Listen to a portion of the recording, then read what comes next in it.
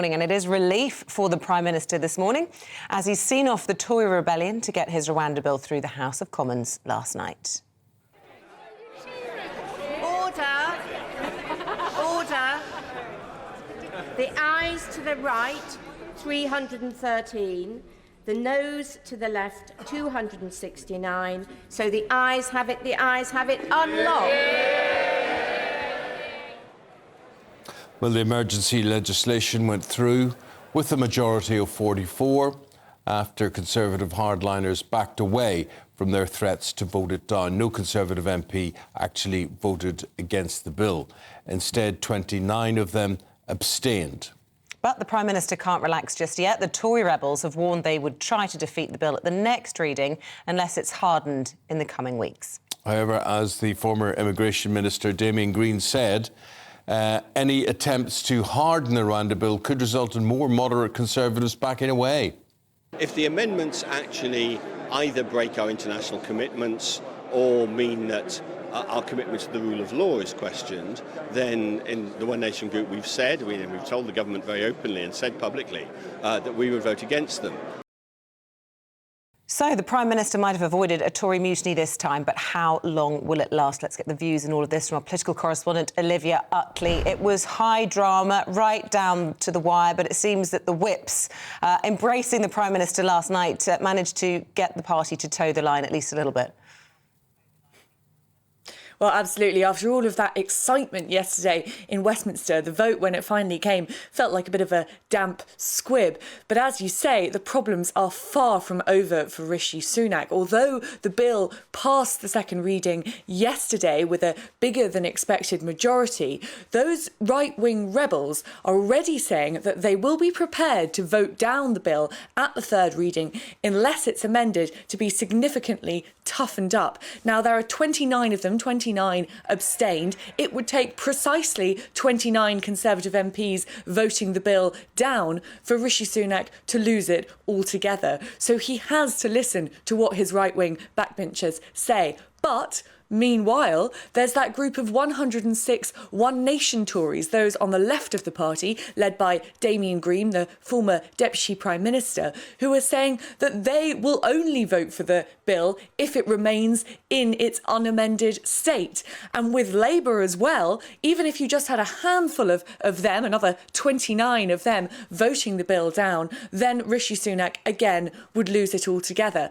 What I was hearing quite a lot from Conservative MPs yesterday in Parliament was frustration that it's been allowed to get this big. Rwanda, they think, was supposed to be a relatively minor part of the Conservatives' immigration policy, but it has become this flagship dream of Rishi Sunak because he's been talking about it so much ever since he became Prime Minister. Those Tory MPs feel that other parts of the Conservatives' illegal immigration plan are beginning to bear fruit. The deal that the Prime Minister struck with the Albanian Prime Minister earlier in this year have seen Albanian migrants crossing the Channel in dinghies reduced by 70%. That extra money that's been given to the Channel has been improving French policing on the shores of Calais. So there are movements forward, but all of the airtime, all of the headlines in Westminster at the moment are obviously just taken up with the Rwanda plan. And there are plenty of Conservative MPs, even those who voted for it last night, who are supportive of the Prime Minister, even those who came out on TV yesterday and supported it, who worry that it's just not the silver bullet that Rishi Sunak seems to be selling it as to the public. What way was it sold to various wings of the party, though? We look at that breakfast yesterday. We look at the abstentions that took place in the House last night. Promises must have been made from the Prime Minister that come committee stage, don't worry, guys, we'll sort it out there. Well, absolutely. I mean, that's what one's got to assume. Even Robert Jenrick, the immigration minister, who stood down because he disliked the bill so much, who wrote that pretty withering resignation letter to Rishi Sunak about how the bill could never work, even he didn't vote against it. He only abstained. And same with Suella Braverman. So you have to assume that behind the scenes, Rishi Sunak was agreeing to them that he would toughen it up in some respect. Now, we don't know precisely what that would involve, but essentially the problem that the right right-wing rebels have with the bill is that although it declares the Rwanda a safe country in general, it leaves a little bit of wiggle room for individual migrants to go to the Supreme Court and say that in their own personal circumstances, deportation to Rwanda would be unsafe. Now, the government has maintained over and over again that those circumstances are very narrow, that it would only be, for example, women in the later stages of pregnancy who couldn't fly, or those with illnesses that couldn't be treated in Rwanda. But as yet, that isn't actually written into the legislation. So perhaps Rishi Sunak has promised that those specific circumstances would be explicitly laid out in that legislation. Or perhaps he said, and there was a hint of this yesterday, I was watching the debate in the Commons, James cleverly reassured Bill Cash that Parliament would be supreme over any court decisions.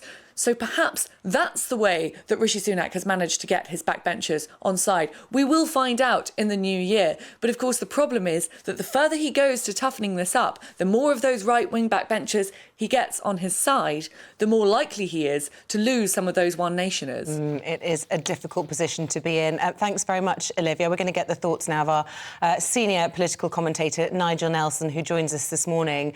Nigel, interesting what Olivia was saying there about how the number of Conservative MPs saying they can't understand why Rwanda has got so big. But I put it to you that it is a deliberate strategy by the Prime Minister, because although it may not succeed, it certainly appeals to a particular wing of the party to be looking as though they're doing something about these crossings of the Channel, and distracts from the fact that actually they have huge net migration, which they aren't actually doing anything about.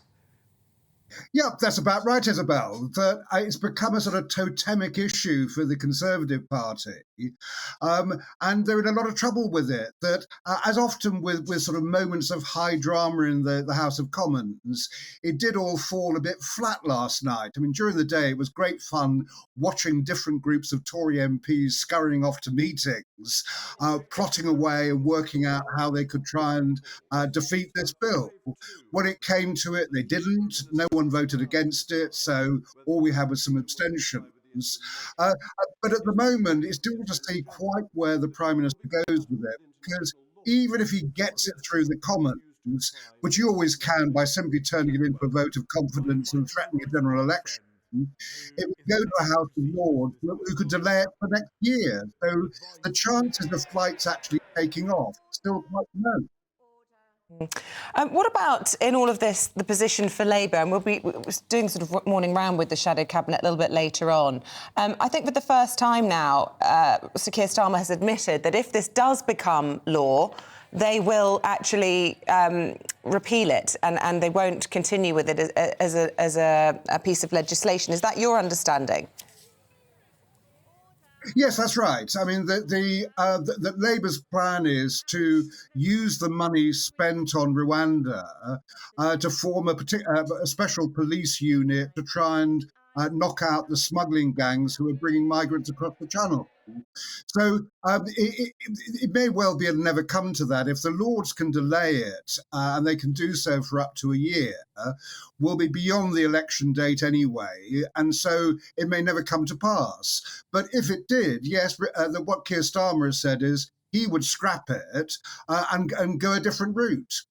What about the future of Rishi Sunak? I mean, he'll be happy this morning, but he'll be anxious, won't he, about what happens in the new year, not only for his premiership, but for this policy, for this piece of legislation? Yes, and as I say, we could actually see a snap election, that it may turn out that come the new year, when it goes through all its various common stages, he still can't get it through at the final vote. Now, if that's the case, what he can then do is say to his MPs, right, if you don't vote for this bill, I will turn it into a vote of confidence. That means that if he loses that, it's a snap general election. But more importantly for the MPs, what it means is if they vote against him in a vote of confidence, they lose the whip and then can't stand in that general election. So a lot of MPs would stand to lose their jobs. OK.